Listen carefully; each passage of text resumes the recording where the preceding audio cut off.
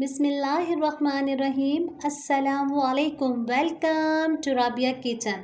आज मैं आप लोगों के लिए दम के गलावटी कीमे की रेसिपी लेके आई हूँ जो बहुत लश बनता है। इस वीडियो को फुल वॉच कीजिएगा। आइए बनाना स्टार्ट करते हैं। आधा किलो मैंने कीमा लिया है। कीमे को हम मैरिनेट करेंगे।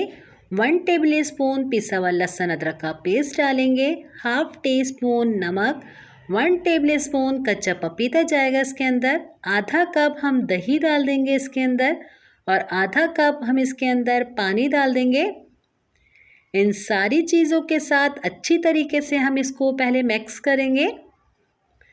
अब 2 मिनट तक इसे अच्छी तरीके से हम मिक्स करते रहेंगे कि सारी चीज़ें अच्छी तरीके से एक जान हो जाए और इस तरीके से इसको करना ज़रूरी है। तो आप देखिएगा आपका कीमा कितना अच्छा घुला घुला सा बनेगा।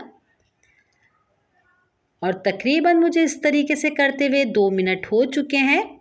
इसे 15 मिनट के लिए मैं उठा के रख दूंगी कि अच्छे से 15 मिनट तक इसको रेस्ट मिल जाए। एक मैंने नली ली है, इसे भी अपने कीमे के अंदर रख देंगे।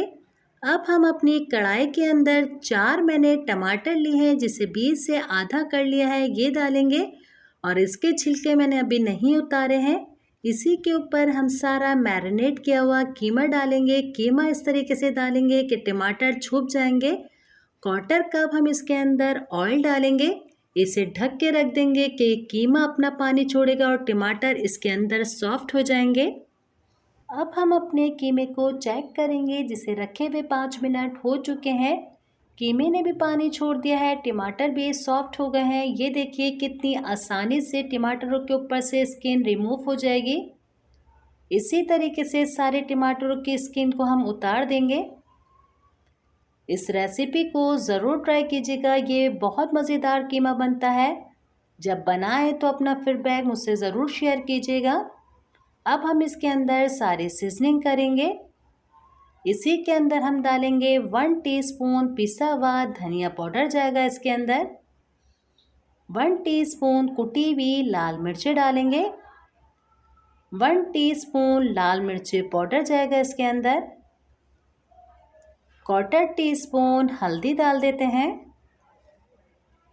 हाफ टी स्पून नमक डालेंगे इसके अंदर और 1 टेबल स्पून भुना हुआ ज़ीरा जाएगा। अच्छी तरीके से अब सबको मिक्स कर लेते हैं।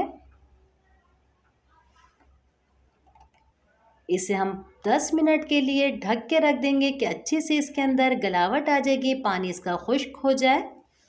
अब हम इसे चेक करेंगे। 10 मिनट रखे हुए हो चुके हैं। कितना अच्छा सा ये भून चुका है, टमाटर इसके सारे गायब हो चुके हैं। ये देखिए अच्छी भुनाई इसे कहते हैं। अब हम इसके अंदर 2 टेबल स्पून बेसन डालेंगे। बेसन जब भी डालेगा तो अच्छे से भून के डालेगा। जब बेसन में से अच्छी सी खुशबू आने लगे, जब भी हम कीमे के अंदर इस तरीके से बेसन डालते हैं तो 2 से 3 मिनट तक हमें मज़ीद इसके अंदर भूनना होता है। अब हम इसके अंदर कटी हुई हरी मिर्चें डालेंगे। कटी हुई हम इसके अंदर अदरक डाल देते हैं। चॉप हम इसके अंदर हरा धनिया डालेंगे जिसे धो के मैंने साइड में रख दिया था।